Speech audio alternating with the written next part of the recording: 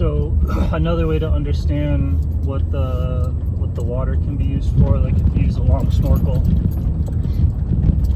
your mind, you could think of your mind as like the substance or the space around your body. It's the substance or the space within which your body exists. Like your body exists inside of your mind. You exist inside of your mind, and so the world is like the clothing that your mind wears, because you're looking at your body, and your body seems to be happening inside of the world, right? But you know, like, actually that your body is happening inside of your mind. And so when you see your body happening inside of the world, what you're looking at is that your mind has put on the world as clothing. And so you can see the world as the garb or as the body of your invisible mind. So when you go in the water and you breathe, your body is happening inside of the water. Your breath is happening inside of the water. And so the water becomes the garment or the body of your mind. And so this lets you see things about your mind that are normally kind of invisible or kind of more complex, right? Like if you're just standing in the middle next to the road or something like that, you know, your mind is the air and the sky and the whatever, and it's still kind of that when you're in water, but the water makes it so that your body is inside of this like much simpler, much more immediate, much more palpable field. So the water is a field, and so that lets like the field qualities of your mind become visible, and the mind presses on you, so you can feel the influence that your mind has on your body. You can feel what happens to your body and your breath when you're at the surface of your mind. You can feel what happens to your body and your breath when you are like submerged. So when you're deep in mind, or when you're deep in focus, you can see that perceptually, palpably, physically. You can observe that when you're in the water. And breathing, you have to, your breath is like this interface between your mind and your body, right? The breath is like the mind, the environment, the surrounding of the body, giving life to or entering the body. So normally when you go underwater, all this stuff that I'm talking about is there, and that's why you know, when you're underwater, you're in this field, you're in this state of consciousness where you can fly, where you're supported in every possible way, all this other stuff, but you can't breathe there. You don't really survive there. You can't feel what it feels like to breathe when you have that much, when you're that in yourself, when you're supporting yourself that much. So with just a little snorkel, like a tube, all of these different aspects of being that are normally invisible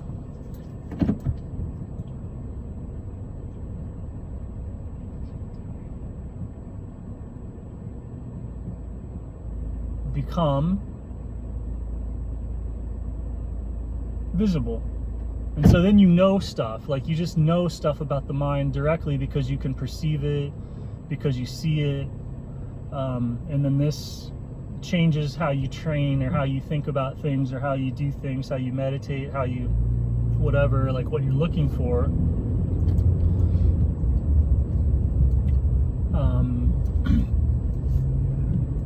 And so, yeah, in addition to that, the water pressure itself unifies the breath. It makes it even, consistent everywhere in all directions. right? Like to be squeezed by the water in every direction makes it so that your breath has to expand in every direction. It makes it so that your breath is complete and symmetrical, and then the breath becomes a better sense organ.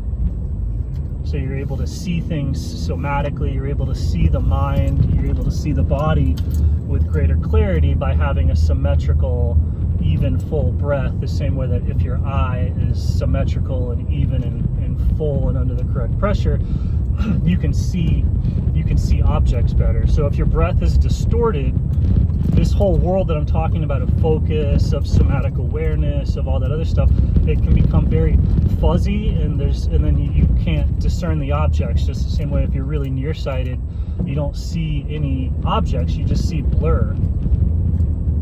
So a lot of this like esoteric stuff is esoteric, not because it's all that mysterious or inaccessible to humans, but because people grow up in a culture and in lifestyle patterns that causes the breath, which is the eye, the heart, to become so misshapen that it can't resolve any images the way that it's supposed to.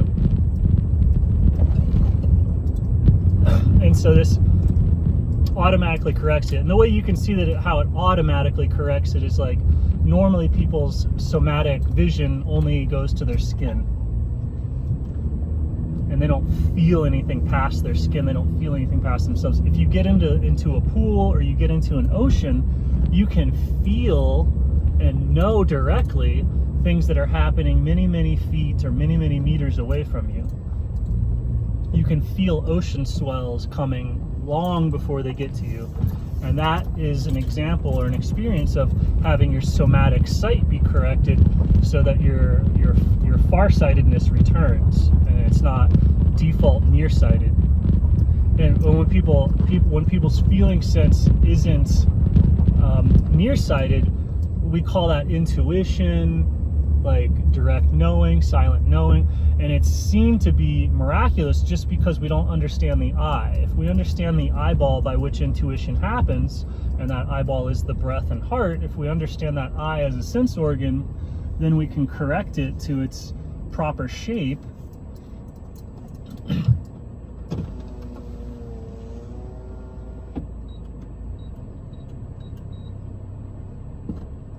And then vision resolves itself.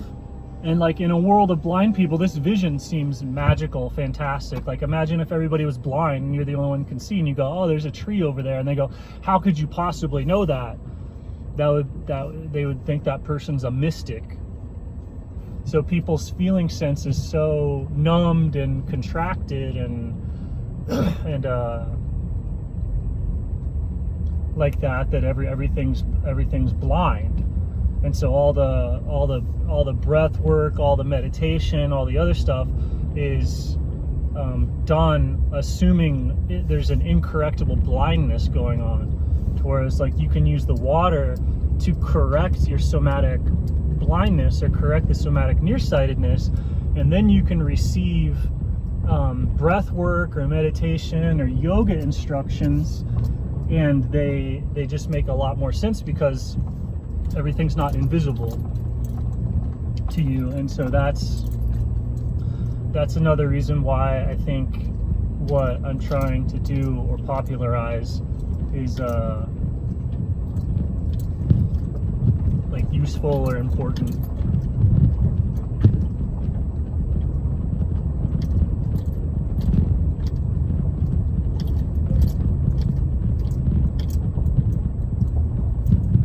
But yeah, nobody seems to think that's useful or important, and so maybe I'm wrong about all this.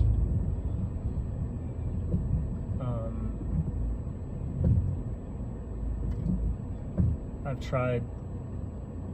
I don't know how to explain it in a way that seems interesting to anybody. So yeah, if you have any ideas, let me know.